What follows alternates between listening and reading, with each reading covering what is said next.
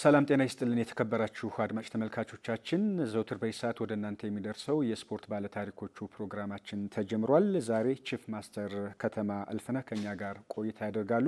ቺፍ ማስተር ከተማ እልፍነህ የቀድሞው የኢትዮጵያ ባህር ኃይል አባልና መልሕቅ ባህር ኃይል ስፖርት ክለብ ሲመሰረት ዋነኛው ሰውና መሪም የነበሩ ናቸው። ቺፍ ማስተር ከተማ እልፍነህ ከዚህም በተጨማሪ የቅርጫት ኳስና የመረብ ኳስ ተጫዋች ነበሩ። በተለያዩ ዓለም አቀፍ መድረኮችም ኢትዮጵያን ወክለው ተሳትፈዋል። ስለ መልሕቅ ባህር ኃይል ስፖርት ክለብ አመሰራረትና ታሪክ ነጥቦችን እያነሳን የጋራ ቆይታ የምናደርግ ይሆናል። ባዞ መኮንን ከመላው ስቱዲዮ ባለሙያዎች ጋር በጋራ በመሆን ፕሮግራሙን ወደ እናንተ አደርሳለሁ። አብራችሁ እንድትቆዩ ነው በአክብሮት የምንጋብዘው። የዚህ ፕሮግራም አጋራችን ደግሞ ኢትዮ ቴሌኮም ነው። ዘመን ገበያ ደንበኞች የሚፈልጓቸውን ምርቶች በቀላሉ በቴሌብር ሱፐር አፕ ተጠቅመው በማዘዝና ክፍያቸውን በመፈጸም ትዕዛዛቸውን ባሉበት ሆነው በፍጥነት መቀበል የሚያስችላቸው አስተማማኝ የዲጂታል የግብይት ማዕከል ነው። ከዘመን ገበያ ሁሉም አለ። ለበለጠ መረጃ 3131 ይደውሉ። እንዲሁም የዘመን ገበያ ማህበራዊ ገጾችን በመከተል ወቅታዊ መረጃዎችን ያግኙ። ዘመን ገበያ የዘመናዊት ኢትዮጵያ የግብይት መዳረሻ። ኢትዮ ቴሌኮም አጋራችን ስለሆነ እናመሰግናለን። ስሙ የዛሬ ጋባዣችን ቴሌብር የሌለው ሰው ነው። ወይኔ በላቸው ዛሬማ ልበለም ብዙ የፈጠነ ቴሌብር ላውርድ።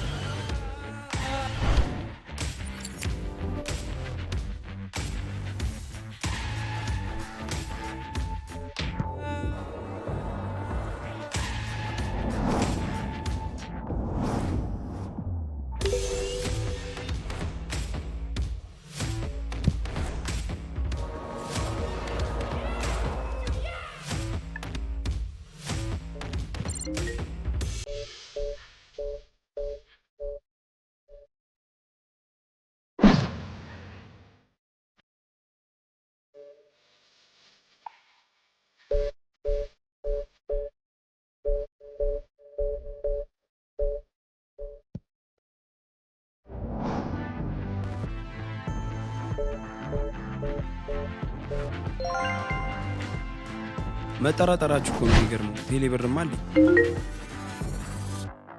ቴሌብር ስንጀምር እንዲህ ነን። ቴሌብር ከፕሌይ ስቶር ወይም ከአፕ ስቶር የፈጠነ አውርደን የቴሌብር አገልግሎት ስናስጀምር እንዲሁም የፈጠነ ክፍያችንን ስንፈጽም እንዲህ ነን። እናመሰግናለን ማስተር እንግዳችን ስለሆኑ እንኳን ደህና መጡ ብያለሁ። እንኳን ደህና ቆያችሁኝ። እንግዲህ አድርጋችሁ ስለጋበዛችሁኝ አመሰግናለሁ። ያው ከባህር ኃይል ከፈረሰ ወይም ከወጡ በኋላ አሁን ላይ ስላሉበት ሁኔታ ባጭሩ በማንሳት ውይይታችንን እንጀምር ማስተር። አዎ እንግዲህ የባህር ኃይል ከፈረሰ ከ1983 ጀምሮ በጡረታ ላይ ነው ያለሁት። ለራሴ ነው እንጂ የምሰራው እንደ በፊቱ በክለቦችም ሆነ በምን ፓርቲሲፔሽን የለኝም። ምክንያቱም ለራሴ እንቅስቃሴ እሰራለሁ፣ ጂምናዚየም እሰራለሁ። በደንብ እናነሳለን ባህር ኃይል ውስጥ ስለነበሩት የስፖርት ተሳትፎ። ግን እንደው ከዛ በፊት ባህር ኃይልን የተቀላቀሉት 1958 ዓመተ ምህረት ላይ ነው። እዛ ከመሄዱ በፊትም ግን ያው ስፖርቱ ላይ ነበሩ። እንግዲህ ወደ ባህር ኃይል ከመቀላቀሌ በፊት ባህር ኃይል የሚወስደው ከ10ኛ ክፍልና እድሜ 18 ዓመት ሲሞላ ነው። ነገር ግን እኔ በዛም ወቅት ትምህርት ቤት በመማርበት ጊዜ ለትምህርት ቤቴ በልጅነቴ ቅርጫት ኳስ፣ መረብ ኳስ አዘወትር ነበር። በጣም አዘወትራለሁ፣ እጫወታለሁ። ከትምህርት ቤት ወጣው ደብተሬን አስቀምጬ ወክማ የሚባል ቦታ አለ 4 ኪሎ፣ እዛ ሄጄ ቅርጫት ኳስ እጫወታለሁ፣ መረብ ኳስ እጫወታለሁ። ሌሎችም የስፖርት አይነቶች እዛ ፓርቲሲፔት አደርግ ነበር እና እድሜ 18 ዓመት ሲሞላ እና 10ኛ ክፍል እያለሁ በ1958 ዓመተ ምህረት መስከረም ወር ትምህርት ቤት አልተከፈተም። ማስታወቂያ ባህር ኃይል ያስነግራል እና ባህር ኃይልን ተቀላቀሉ፣ ዓለምን እዩ፣ ጆይን ዘ ኔቪ ኤንድ ሲ ዘ ወርልድ ይላል። ጆይን ዘ ኔቪ ኤንድ ሲ ዘ ወርልድ ስለሚል ለምን እኛ ዓለምን ማየት ከቻል ለምን አንገባም? እድላችንን እንሞክራልና ቀጠሮ ተሰጠ። ተፈሪ መኮንን ትምህርት ቤት ነበረ ፈተና የሚሰጠው። እዛ ሄደን ፈተና የሚሰጠውን የባህር ኃይል ፈተና ተፈተን ጥቅምት 3 ቀን 1958 ዓ.ም ጠዋት ከዚህ ወደ አስመራ በአንበሳ አውቶቡስ ጉዞ ታደርጋላችሁ ተባል። አስመራ ገባን። አምባቲካላ የሚባል ቦታ 3 ወር ነው የምትቆየው። 3 ወር ምንድን ነው? ቤዚክ የሆነ የባህር ኃይሉን ህግና ደንብ፣ እንግሊዘኛ፣ ማቴማቲክስ፣ ፊዚክስ ትማራለህ። ሰልፍ ትማራለህ። አብዛኛውን የሰልፍ ጊዜ ነው የሚወስደው። ጠዋት ሞርኒንግ አክቲቪቲ ያለ ስፖርት፣ ጂምናስቲክ ትሰራለህ። ባህር ኃይል ከገቡ በኋላ ከስልጠናው በኋላ ይሄ የስፖርት ዲፓርትመንቱን መሪ እንዴት ሊሆኑ ቻሉ? አጋጣሚ ምን እንግዲህ ይመስል ነበር ምንድነው? የሚለውን እናንሳ። በመጀመሪያ በቀጥታ ወደ መሪነቱ አልሄድኩም። ከአምባቲካላ ኮርሱን እንደጨረስን በዛ ዓመተ ምህረት የጦር ኃይሎች ውድድር ይካሄድ ነበር። እዛ ካሉት እንግዲህ ለጦር ኃይሎች ውድድር የሚበቁ ችሎታ ያላቸውን ሰዎች መምረጥ አለብን ብለው እኛን አዲሶቹንና ነባሮቹን ለጦር ኃይል የተመረጡትን መረብ ኳስ አጋጠሙን። ተጋጠምን፣ አሸነፍናቸው። ከዛ ውስጥ 2 ሰዎች ተመረጥን። እንደገና ቅርጫት ኳስም እንደዛው 2 ሰዎች፣ አሁንም እኛው 2ታችን የተመረጥነው ለቅርጫት ኳስም ተመረጥን። እግር ኳስም 1 ሰው ተመረጠ ከኛ። ባህር ወክለው የሚሄዱትን ቡድኑን አጠናከሩና ልምምድ ጀመርን እኛ ከነሱ ጋር ማለት ነው። ቤዚክ ኮርስ አንገባ፣ ሌሎቹ የኛ ጓደኞች ቤዚክ ኮርስ ገቡ። ከዛ በኋላ እኛ የጦር ኃይሎች ውድድር ደረሰ ጊዜው ከምጽዋ በቀጥታ አዲስ አበባ መጣን። የጦር ኃይሎች ውድድር በ1958 ዓ ም የተደረገው የካቲት መጋቢት ወር መጠን እዚህ ተወዳደር። ያው እዚህ ካሉት ጋራ ለፓርቲሲፔሽን ነው እንጂ ውጤት ምንም አላመጣንም። ምንም ውጤት የለም። በተኩስ ብቻ አሸናፊ ሆነን ዋንጫ ተቀብለን በ58 ዓመተ ምህረት ገና እርስዎ ከመመረቀው በፊት ማለት ነው። አዎ። ከዛ ስንመለስ ከጦር ኃይሎች ውድድር ስንመለስ ከኔ ጋር አብረው ከኛ የተቀጠሩት ብራንች ተሰጥቷቸው የስራ ሙያ መደብ ተሰጥቷቸው እኛ እንደመጣን እነኚህ ከተማና መንግስት የሚባል ልጅ ነው።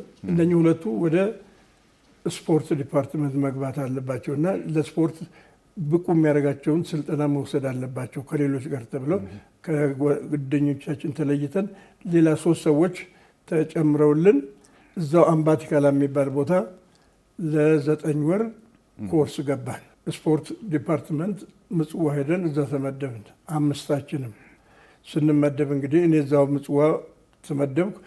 አምባቲካላ የተመደበ ጓደኛ አለኝ። መርከቦች አካባቢ የተመደበ ጓደኛ አለኝ። ደንጎሎ የተመደበ ጓደኛ አለኝ። ሁላችንም ተበታተን አሁን እንግዲህ በዚህ ጊዜ ለ1959 ዓመተ ምህረት ለጦር ኃይሎች ውድድር የሚያበቃ ስፖርተኞችን ከዛው ከባህር ኃይሉን ለመምረጥ የውስጥ ውድድር አዘጋጀን። ምጽዋ ያለ ነው። ከኔ በላይ ሲኒየሮችም ነበሩኝ። አሁን በህይወት የሉም፣ አልፈዋል እነሱ። ተስፋዬ ተፈራ፣ ተስፋዬ ገብረ ጊዮርጊስ፣ በለው አበበ የሚባል ነበር። እነኚህ ሲኒየሮች ናቸው። ከነሱ ጋራ ብዙ ዓመት ያገለገሉ ናቸው። እነሱ ከየመርከቡ ከየመደቡ ስፖርተኞች ሰብስበን ማሰልጠን ጀመር። ለጦር ኃይሎች ውድድር ነው እንጂ በክለብ ደረጃ ለማደራጀት አለ። ክለቦች አልነበሩም። ክለብ የለም ያኔ በባህር ኃይል ውስጥ ክለብ የሚባል አይታወቅም። ምክንያቱም አንደኛ ኑሯችን ምጽዋ ስለሆነ መርከብ ላይ ስለሆነ ለስፖርት አመቺ አይደለም። በዚህ ላይ እንግዲህ ጠዋት ሁሉም የጠዋት አክቲቪቲ ሞርኒንግ አክቲቪቲ ጂምናስቲክ ይሰራል፣ ይወጣል። ስፖርት ማዘውተሪያ አለን፣ በቂ ስፖርት ማዘውተሪያ አለን። በሁሉም የስፖርት አይነት በቂ ጭራሽ ታሪካዊ የሆነ የእግር ኳስ ሜዳ አለ። መብራት በኢትዮጵያ ውስጥ የመጀመሪያ መብራት ያለው ሜዳ ምጽዋ ባህር ኃይል መደብ ውስጥ ያለው ነው። እዛ ላይ እያዘጋጀን በ59 ዓመተ ምህረት ለጦር ኃይሎች ስንሄድ የተሻለ ውጤት ከ58ቱ የተሻለ ውጤት ይዘን መጣን። አሁን በየአመቱ እንግዲህ የጦር ኃይሎች ውድድር ሲካሄድ የተሻለ ውጤት እያገኘን በሩጫውም በምኑም እያገኘን መጣን። ኢንዘሚን ታይም እንግዲህ አሁን ክለብ ባይኖርም አዲስ አበባ መተን ባንወዳደርም ለጦር ኃይሎች ይጠቅማል ከሚል አኳያ እዛ ግቢ ውስጥ እግር ኳስ ክለብ 2 ተቋቋመ። ሲበርድ የሚባልና ዘርአይ ደረስ የሚባል። ሲበርድ የሚባለው የእናንተ ሲበርድ የሚባለው የ58 ቅጥር መርከበኞች ብቻ ነው። ሌላ ማንም አልገባበት። ከ57 ወደ ላይ ከ59 ወደ ታች ጀምሮ ያሉት ደግሞ ከ58 ውጭ ተውጣተው ዘራይ ደረስ የሚል ቡድን አቋቋሙና እዛ ግቢ ውስጥ ባህር ኃይል ግቢ 2 ቡድን ተቋቋመ ማለት ነው። እግር ኳስ ከተማ ውስጥ 7 ቡድን አለ እየተወዳደሩ አመቱ መጨረሻ ላይ ዋንጫ ሳያገኙ የሚፈርስ ብጥብጥ ስለሚነሳ እነሱን ግቢ እንዲገቡ ለግቢው አዛዥ አመለከትን። ምንም ችግር የለም፣ ጥሩ ሀሳብ ነው። ጭራሽ ከሲቪሉ ጋር ያለን ግንኙነት ወንድማማችነት የጠበቀ ይሆናል ተባለና እነሱ ወደ ግቢ ገቡ። አሁን በ9 ክለብ መካከል ውድድር እዛ ግቢ ውስጥ ይካሄድ በየአመቱ። ይሄ ማለት እንግዲህ እስከ 1970 ዓመተ ምህረት ይሄ ምን ጠቀመ? ሌላውንም ስፖርት ቅርጫት ኳስ እና መረብ ኳስ አስመራ እየሄድን አስመራ ወክም አለ፣ ከወክማ ጋር እንጫወታለን። ትምህርት ቤቶች ሉል መኮንን የሚባል ትምህርት ቤት አለ፣ ከእነሱ ጋር እንጫወታለን። ሌላ የከተማው ምርጥ ደግሞ ቅርጫት ኳስ በጣም ጎበዝ የሆኑ ክልሶችም ኢትዮጵያኖችም ያሉበት ጠንካራ ቡድን ነው። ከእነሱ ጋር ስንል አየር ኃይል ተደባለቀ። እዛ ያለው አየር ኃይል 2ኛ አየር ምድብ የሚባል አለ፣ ተደባለቀ። እየተመላለስን ይሄንን ፈጠርን። ይሄ እንግዲህ ሲደረግ የባህር ኃይሉን ምንም ከሌል የለም ከሚባል አሁን እዛ ውስጥ ከሌልና ከሌን ይዘን እኮ ሄደን መጫወት እንችላለን፣ ክለብ ማቋቋም እንችላለን የሚለው ኮንሴፕቱ እንግዲህ ያን የተጀመረ የክለብ ስለማቋቋሙ ሂደት የነበረውን ታሪክ እናነሳዋለን በኋላ ላይ። ግን እርስዎ እንግዲህ ባህር ኃይል ውስጥ በነበሩበት ጊዜ የስፖርት ዲፓርትመንቱ መሪ ኃላፊ ነዎት፣ ግን ደግሞ በተወዳዳሪነትም ይሳተፉ ነበረ።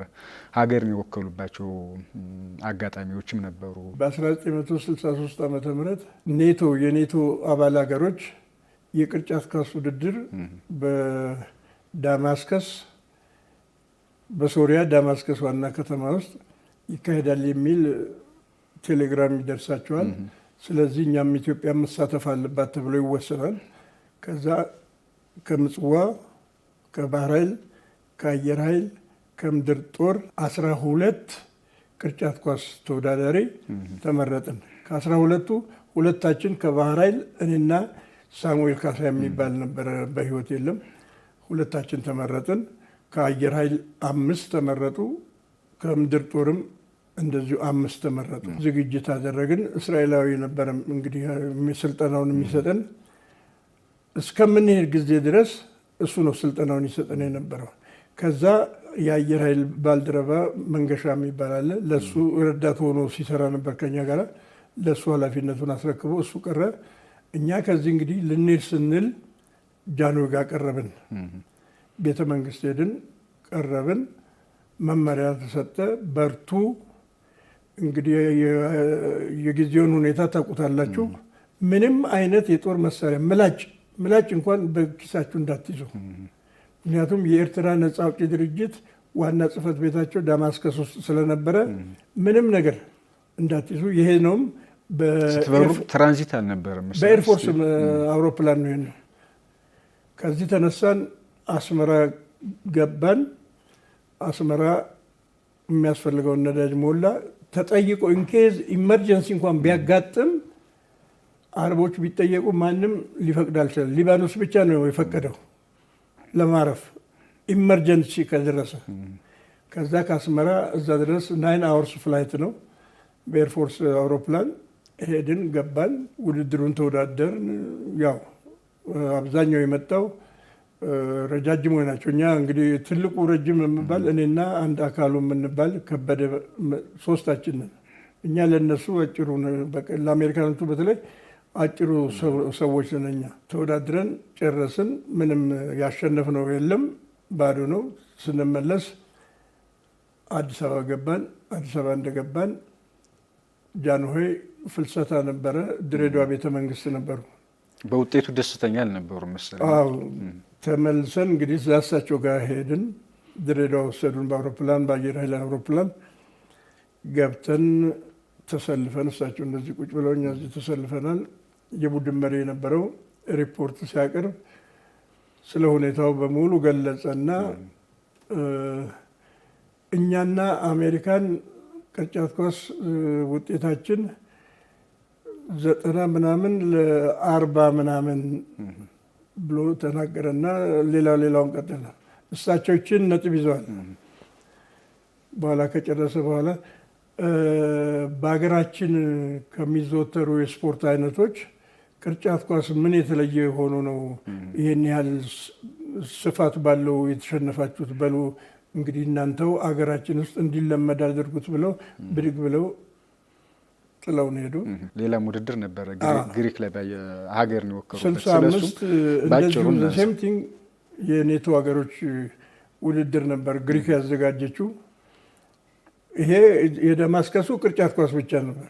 የግሪኩ ግን እግር ኳስም አለበት፣ አትሌቲክስ አለበት፣ ቅርጫት ኳስ አለበት። እሱ ቅርጫቱ ላይ ነበሩ። አሁን በቅርጫት ኳስ አሁንም እኔና ሳሙኤልን ከባህር ኃይል የተመረጥ ነው ሄድን። እዛም አትሊስት ከ2 ቡድን አሸንፈናል። የተሻለ ውጤት ነው ይዘን የመጣን። እሳቸው ጋር አልቀረብንም፣ ስንሄድም አልቀረብንም፣ ከተመለስንም በኋላ አልቀረብንም እና እዛ ጥሩ ነበር። ከዛ ጊዜ ጀምሮ ነው እንግዲህ ባህር ኃይል ውስጥ ስፖርት በቃ እንዲስፋፋ በአዛዦቹም ዘንድ እንደ ፍላጎት እያደረ ይሄ መጣው እና በ1971 ዓ.ም እንግዲህ አጠቃላይ የብሔራዊ የኢትዮጵያ ስፖርት ምክር ቤት ስብሰባ ስለሚደረግ እዛ ላይ ሄደ እንድትሳተፍ ተባልኩ። መዘጋጃ ቤት ነበር የተደረገው። መዘጋጃ ቤት ተሰበሰብን። አቶ ይድነቃቸው ነበሩ ጥናቱን ሶሻሊስታዊ የሆነ እንግዲህ እኛም የምንከተለው ሶሻሊስታዊ ርዕዮተ ዓለም ስለነበረ ስፖርቱም በሶሻሊስታዊ ርዕዮት መከተል አለበት ተብሎ አጥንተው እንግዲህ ቅርጹም አደረጃጀቱም ሁሉ የተለወጠ መሆን አለበት እና በተጠሪ ክለቦች ማህበራት ነው መሆን ያለበት። መከላከያ ያሰኙት 3ቱ ናቸው፣ ባህር ኃይል፣ አየር ኃይል፣ ምድር ጦር። ስለዚህ በስፖርቱም አየር ኃይል 1 ቡድን፣ ባህር ኃይል 1 ቡድን፣ ምድር ጦር 1 ቡድን ነው እንጂ ማምጣት ያለበት መኩሪያ፣ ክቡር ዘበኛ እንደዛ እየተባለ መምጣት የለበትም ተብሎ ተወሰነ እና 3ቱ በአዲስ አበባ ከተማ ውስጥ አንዳንድ እግር ኳስ ክለብ እንዲኖራቸው ያስፈልጋል ተብሎ ተወሰነ። እያንዳንዱ ሚኒስትሪ መስሪያ ቤት ተወካይ ያለው ስብሰባ ላይ ብሔራዊ ስለነበረ ያ ተወሰነ። የእኛም የባህር ኃይል አዛዥን ሰሙ። እንደ ተመለስኩ ሪፖርት ሰጠው። በል እንግዲህ ከየትም ተብሎ ለጊዜው እኛ የሰው ኃይል እዚህ የለንም፣ ሰው ስፖርተኛ ፈልግና ለእግር ኳስ ተጫዋቾች አሰባስብና እንድታቋቁም ተባል። ከምድር ጦር እና ከመቻልና ከመኩሪያ የተረፉትን አንድ ላይ አድርገን ለእኛ የሚሆኑትን አወዳድረን መርጠን ከዛ ውስጥ መልህቅ የሚል ስም ሰጥተን በእግር ኳስ መዘገብን፣ ኢትዮጵያ እግር ኳስ ፌዴሬሽን። ያ ሲሆን ደግሞ ሌላ ህግ መመጣ ተጨማሪ ስፖርቶች ተጨማሪ 5 ስፖርቶች መያዝ አለበት። አትሌቲክስ መስት ነው። ሌላ የፈለጋችሁትን ቅርጫት ኳስ፣ መረብ ኳስም ባይሆን ቴብል ቴኒስም ምንም አድርጋችሁ ማያዝ ትችላላችሁ ተባለ። አሁንም በዛ ዝም ብለን ለፓርቲሲፔሽን ብቻ 5 የስፖርት አይነት ተመዘገብን። ከዛ ደግሞ ማህበረተኛ 1500 ማህበረተኛ ከሌለ መመዝገብ አይቻልም ተብሎ ያው ሰራዊቱን እዛ ያለውን ሲቪሉንም ቢሮ የሚሰሩትን በሙሉ ሰብስበን አስፈርመን ሰጠን። በዛ ተጀመረ። ያው እንግዲህ እኛ ጀማሪዎች ስለሆን ልጆቹም የመጡት ባህር ኃይል ምን እንደሆነ አያውቁም፣ መልህቅ ምን ማለት እንደሆነ አያውቁም። ዝም ብሎ ብቻ ያው ምግብ እንሰጣለን፣ የኪስ ገንዘብ ትንሽ እንሰጣቸዋለን። አንድ ላይ ሰብስበን አስቀመጥናቸው እግር ኳሱን። ሌሎቹ ከየቤታቸው እየመጡ እንዲወዳደሩ አደረግን። ኮሎኔል መንግስቱ እጅ የጦር ኃይሎች ጠቅላላ አሸናፊ ተብለን 75 ዓመተ ምህረት ወሰድን። ከዛ በኋላ በዛው እየቀጠልን እያለ አሁን ለምን መልህቅ የሚለውን ትተን ባህር ኃይል ለምን አየር ኃይል ብሎ ከመጣ ምድር ጦር ብሎ ከመጣ ይሄ መልህቅ ለምን እኛ ባህር ኃይል የሚል ስም አንሰጥም ተባለ። 76 ዓመተ ምህረት ባህር ኃይል የሚል ስም ተሰጠው። ከዛ ከወክማም ያሉትን ልጆች ቅርጫት ኳስ ተወዳዳሪዎችን ከወክማ መጣን። የእኛም ልጆች ከመርከብ ላይ መርጠን ጥሩ የሆኑትን ልጆች አትሊስት ባህር ኃይሉን ሪፕሬዘንት የሚያደርጉ ከባህር ላይ አመጣን። ከስራ ቦታቸው ካምፕ ተከራየን። በ10 አይነት የስፖርት ውድድር እንወዳደር ነበር። ጥሩ ተወዳዳሪ እያለን ያው እንግዲህ የመንግስት ለውጡ ሲመጣ ያው እንዲፈርሱ ነው። እንቀጥላለን። ማስተር፣ የተከበራችሁ አድማጭ ተመልካቾቻችን ከማስተር ቺፍ ከተማ አልፍነህ ጋር እያደረግነው ያለው ቆይታ አሁንም ይቀጥላል። በመሀል የአጋራችንን መልእክት ተከታትለን እንመለስ። ስሙ፣ የዛሬ ጋባዣችን ቴሌብር የሌለው ሰው ነው። ወይኔ በላቸው ዛሬማ አልበላም። ብዙ የፈጠነ ቴሌብር ላውርድ።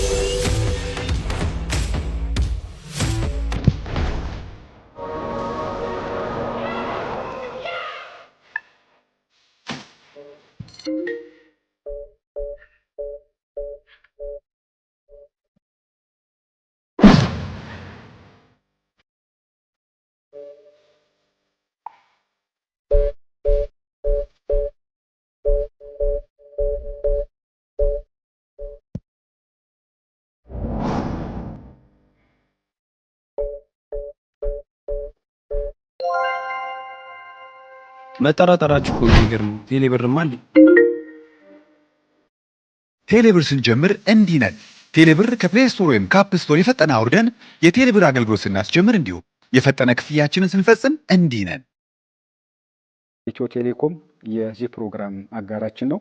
ዘመን ገበያ ደንበኞች የሚፈልጓቸውን ምርቶች በቀላሉ ቴሌብር ሱፐር አፕን ተጠቅመው በማዘዝና ክፍያቸውን በመፈጸም ትዕዛዛቸውን ባሉበት ሆነው በፍጥነት መቀበል የሚያስችላቸው አስተማማኝ ዲጂታል የግብይት ማዕከል ነው። ከዘመን ገበያ ሁሉም አለ። ለበለጠ መረጃ 3030 እንዲደውሉ እንዲሁም የዘመን ገበያ ማህበራዊ ገጾችን በመከተል ወቅታዊ መረጃዎችን ያግኙ።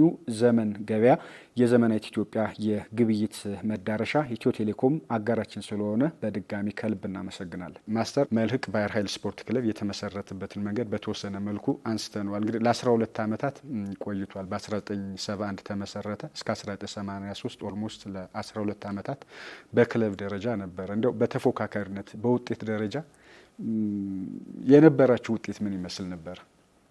ጥሩ ነው። እግር ኳሳችን ብቻ ትንሽ መካከለኛ ሲሆን መረብ ኳስ እና ቅርጫት ኳስ የዋንጫ ተፎካካሪ ነበር። እጅ ኳስ አለ፣ እጅ ኳስም እንደዚሁ። አትሌቲክስ ለብሔራዊ ቡድን ከ20 ያላነሱ ስፖርተኞችን ለብሔራዊ ቡድን በየርቀቱ አይነት በውርወራ ማለት በጦር ውርወራ፣ በዲስከስ ባሎሎ ውርወራ በዚህ ብሔራዊ ቡድን ውስጥ የነበሩ አሉ። በዝላይም እንደዚሁ በከፍታ ዝላይ ሁለቱ አይነት ምድር ዝላዮች በእነሱ እና በጣም ኃይለኛ ተወዳዳሪ ነበር። በሴቶችም መረብ ኳስ ጥሩ ተወዳዳሪዎች ነበሩን እና በ1983 በመጣው የመንግስት ለውጥ ሳይታሰብ ኦል ኦፍ ሰደን እኛ ሰኞ ቢሮ ውስጥ ነበር። ሰኞ ስፖርተኞች በሙሉ ልምምድ ላይ ውለው ማታ ራሳቸውን በልተው እንደተኙ ነው ያ ነገር ሀፕን ያደረገው። ማታውኑ ሌሊቱኑ ነው በቃ እንዳለ ንብረቱ በሙሉ የተወረሰው የተዘረፈው። አንድም ጫማ የአትሌቲክስ ጫማ እኛ ጫማ ትጥቅ በሙሉ በብዛት ነው ተገዝቶ ግምጃ ቤት ውስጥ የሚገባው። አንድ ጊዜ ጭራሽ ከቀረጥ ነፃ የኢትዮጵያ ስፖርት ኮሚሽን በኩል ብዙ ትጥቆችን፣ ኳሶችን፣ የስፖርት ማዘውተሪያ ማቴሪያሎች በሙሉ ተገዝተው እንደነበረ ከዛ በአናቱ ይጨመራል። ከሀገር ውስጥም ከውጭ ሀገር አብዛኛው ከውጭ ሀገር እየተገዛ ነው የሚመጣው። ስለዚህ ያ እንዳለ ነው የተዘረፈው። ማሊያ የለም፣ ዶክመንት የለም፣ ዋንጫዎች የለም።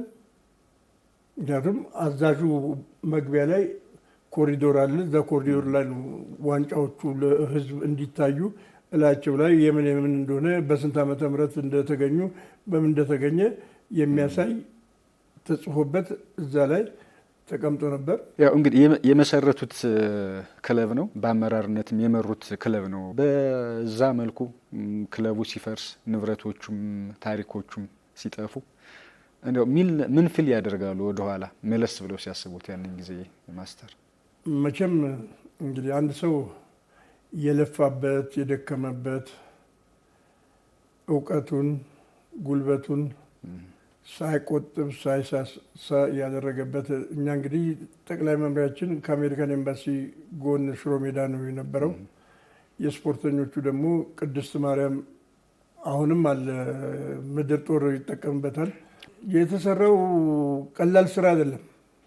ለስፖርተኛ በሚያመች መልኩ መኖራቸው በሚያመች መልኩ የተሰራ ነው።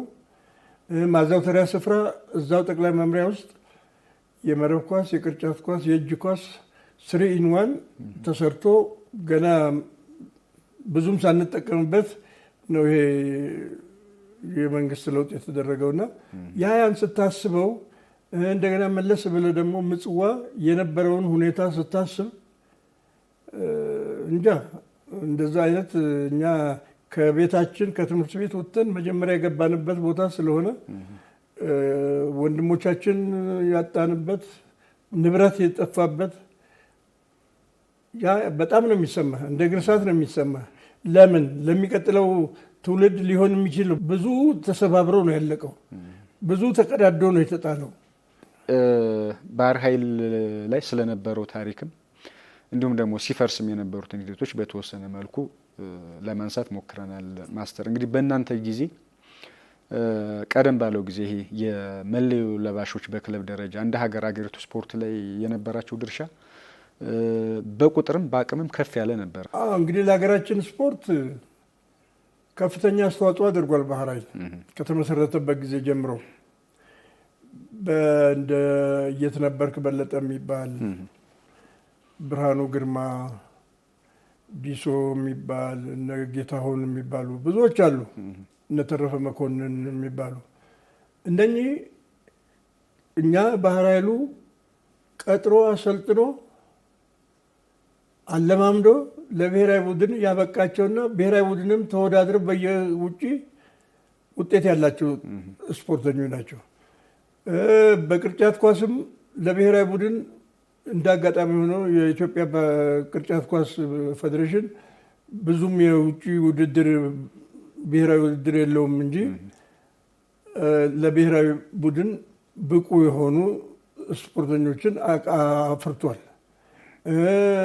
በአጠቃላይ ደግሞ ሀገርን ከሀገር ባህር ኃይልን ከባህር ኃይል ለማገናኘት ከየመን ባህር ኃይል ጋብዞ የኢትዮጵያ ባህር ኃይል የእግር ኳስ ቡድን ጋብዞ እዚሁ አዲስ አበባ ስቴዲየም ውስጥ ተጫውቶ 2 ዙር ተጫውቶ አንድ ጊዜ ባህር ኃይል አሸነፈ።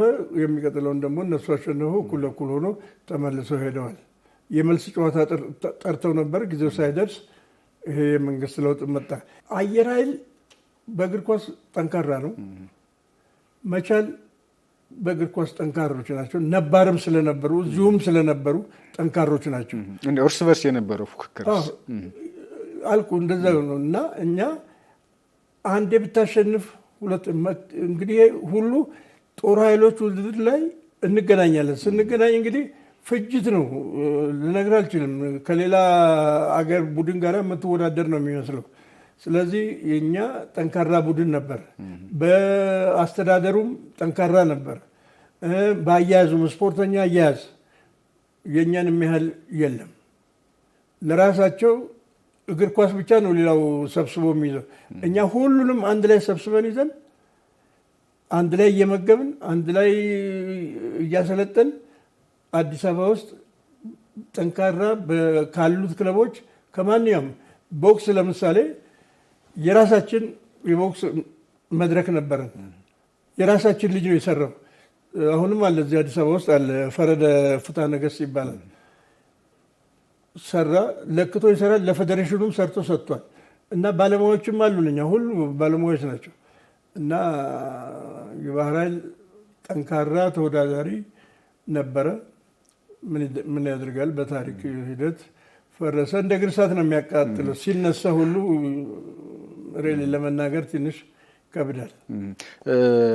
ማስተር ምናልባት በአጭሩ ከዚሁ ጋር ተያይዞ እንዲያነሱልኝ ስለፈለግኩ ነው። ምናልባት በቀደመው ስፖርታችን አንደኛው ለስፖርታችን የጥንካሬ መሰረቶች የሰራዊቱ ቤት አካባቢ ያሉ ክለቦች እንደ አጠቃላይ ሀገሪቱ ስፖርት ላይ የነበራቸው ሚና ከውጤትም አንጻር ከፍ ያለ ነበር በሚል ይነሳል።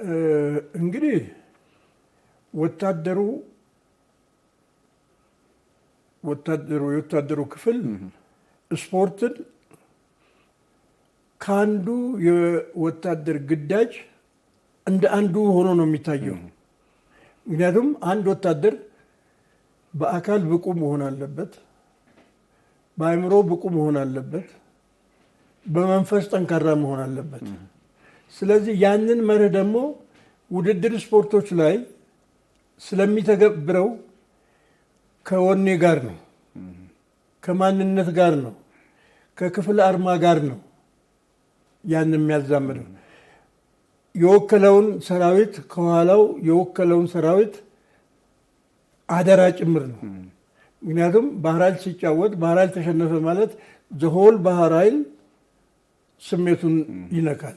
ስለዚህ ያ እንዳይሆን የተቻለውን ያህል ስልጠና ተሰጥቶ የተቻለውን ያህል ውድድር በቴክኒክ፣ በታክቲክ፣ በስነ ልቦና ዝግጅት አድርጎ ነው የሚሄደው። ሁሉም መቻልም እንደዛ ነው፣ አየር ኃይልም እንደዛ ነው። ከኋላው ያለውን ሰራዊት ወክሎ ስለሚወዳደር በሲቪልም ይግባ በወታደርም ይግባ ልክ እንደ ወታደር ሆኖ ነው የሚፎካከረው። ስለዚህ ከሌላው ሲቪል ቡድን ጋር ሲጋጠም በእልህ ነው የሚጫወቱት።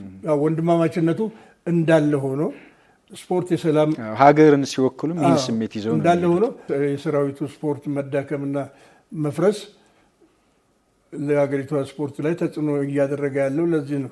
አሁን እንደምናየው ነው፣ በኦሎምፒክ ጀምረን በዓለም ዋንጫ በምን እንደምናየው። ስለዚህ የወታደሩ የመከላከያ መመናመን በስፖርቱ ትልቅ አስተዋጽኦ አለው ለሀገሪቷ ስፖርት። ማስተር እንግዲህ ምናልባት ባህር ኃይልን አሁን እንደገና ለማቋቋም እንቅስቃሴዎች እንደተጀመሩ እየተሰማ ነውና መረጃው አለው ወይ እንደው በምን መልኩ የሚለውንም? እንግዲህ እኔ አንድ ትልቅ ስሜት እና ፍላጎት ያለው አሜሪካ ነገር የሚኖር አንድ የባህር ኃይል ባልደረባ አለ። አትሌት ነበረ። እሱ እየጠረ ነው። ማህበርም አለን እኛ። በማህበሩ በኩልም አንዳንድ ጥረቶች እየተደረጉ ነው። ምንድነው ያ ማህበሩም አሁን ጽህፈት ቤቱ ቤት ተከራይቶ ነው የሚኖረው። የራሳችን ባህር ኃይል የሰራው የክለባችን ግቢ ያለ ያ መከላከያ ምድር ጦር እየተጠቀመበት ስለሆነ ያን መልሱልን የሚል ቅድም ሲያነሱት የነበረው ቅድስት ማርያም ጋር መልሱልን እያለ ጥያቄ ቀርቧል የሚል ሰምቻለሁ። እንግዲህ ባህር ኃይል ሲቋቋም ባህር ኃይል ተቋቁሟል ይባላል። በቀደምም ጠቅላይ ሚኒስትሩ ተወካዮች ምክር ቤት ላይ ባህር ኃይልን ማቋቋም ከጀመርን 5 ዓመት ሆኖናል ብለዋል። ያ ከሆነ እንግዲህ ከዚሁ ነው መጀመር ያለበት። የሚገቡትን ወጣት ሰልጣኞች በስፖርቱም እያሰለጠኑ እያጠነከሩ እያዘጋጁ ማቆየት ካሁኑ ነው። እንግዲህ ያ ሲሆን በፍላጎት ነው። በስፖርቱ ፍላጎት ያላቸውን ልጆች ማሰልጠን ይቻላል። ብዙ አሁን ልጆች ሊኖሩ ይችላሉ፣ ወጣቶቹ ሊኖሩ ይችላሉ። እነሱን ማሰልጠን ካልሆነ በስተቀር እንግዲህ ባህር ኃይል ተቋቁሞ ቤዙ ተሰርቶ ማዘውተሪያ ስፍራው ኖሮ ምን ብሎ ያኔ እናቋቁማለን ከተባለ ቴክስ ታይም ቢመለስ ደስ ይለናል። ሁላችን አርማችን የነበረ ነው፣ ያደግንበት ቤት ነው፣ የኖርንበት ቤት ነው ባህር ኃይል። በዛ አይነት መልኩ ቢታይ ጥሩ ነው።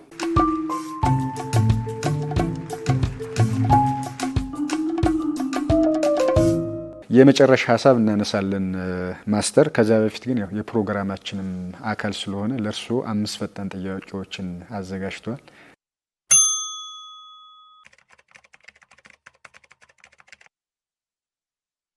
የጦር ኃይሎች 75 ዓመተ ምህረት በጦር ኃይሎች ውድድር ያገኘነው አጠቃላይ ዋንጫ ነው።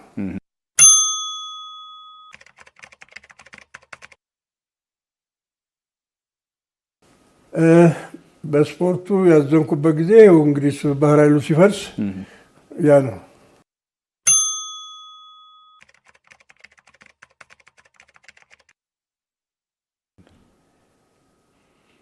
በባህር ኃይል እንትን ውስጥ ስልጠናው ከባድ ነው። ስልጠና በምትወስድበት ጊዜ አዲስ ሆነ ከብዳል።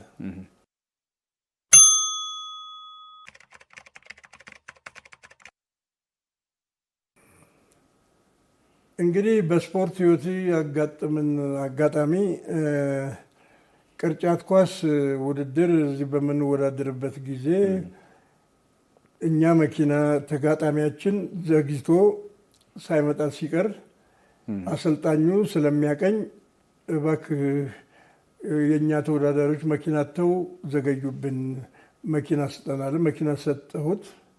ሄዶ በእኛ መኪና አምጥቶ እኛ እስኪመጡ ድረስ ብለን እየተመካከርን እያለ ፎርፌ ያሰጠብን።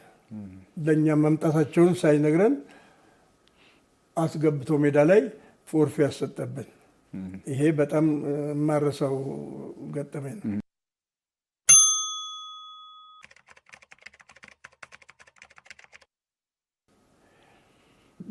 ሳሙኤል ካሳይ ነው።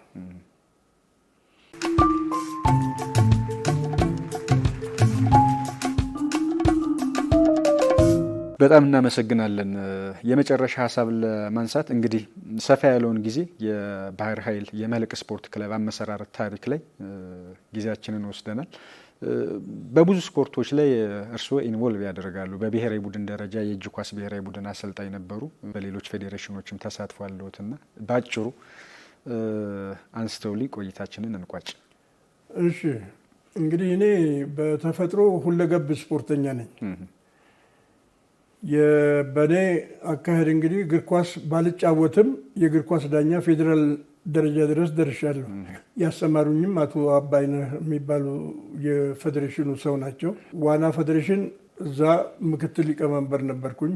ዋና ሊቀመንበሩ ፊታውራሪ አህመድ ለማ ይባሉ ነበር። ስናቋቁሞ መጀመሪያ በፊት የሸዋ መምሪያ ተብሎ ነበር የነበረው። ከሸዋ ወደ ኢትዮጵያ ፌዴሬሽን ስናመጣው ውሃ ዋናን ቦሊንግ ፌዴሬሽንን እኛንን የመሰረት ነው። ዝም ብሎ ነበር እየተወዳደሩ እንትን የሚለው። በፌዴሬሽን ደረጃ ያቋቋም ነው እኛንን። እጅ ኳስ ፌዴሬሽን ፕሬዚዳንት ነበርኩ። መረብ ኳስ ፌዴሬሽን የዳኞች ኮሚቴ ሰብሳቢ ነበርኩኝ። የቴክኒክ ኮሚቴ አባል ነበርኩኝ። ቅርጫት ኳስ ፌዴሬሽን የቴክኒክ ኮሚቴ አባል ነበርኩኝ። ተግባብቼ ተስማምቼ የምሰራ ስፖርተኛ ነበር። ምናልባት መሀል ላይ አንድ ነገር ለማንሳት ሀገርን ወክሎ በአሰልጣኝነት የመሩት ስፖርት አለ? አዎ፣ የኢትዮጵያ እጅ ኳስ ፌዴሬሽን በ1981 ዓመተ ምህረት እዚህ ሻምፒዮና ሆነን ኢስት አፍሪካ ዲፌንድ የማድረግ ውድድር ነበረ። ታንዛኒያ ዳሬ ሰላም። እዛ ብሔራዊ ቡድኑን ይዤ ሄጄ እዛ ተወዳድረን ዋንጫ ይዘን መጥተናል። በጣም እናመሰግናለን ማስተር ለነበረን ጊዜ። እንግዲህ በቆይታችንም ስላለፉበት መንገድ ስለ ባህር ኃይል ስፖርት ክለብ ታሪክ ነጥቦችን ለማንሳት ሞክረናል። እንግዳችን ስለነበሩ አክብረውን ስለመጡ በጣም አመሰግናለሁ። የተከበራችሁ አድማጭ ተመልካቾቻችን የዛሬ ስፖርት ባለታሪኮቹ ፕሮግራማችን የተከታተላችሁትን ይመስላል። በዛሬ ቆይታችን ማስተር ችፍ ከተማ እልፍነህ ከኛ ጋር ቆይታ አድርገዋል።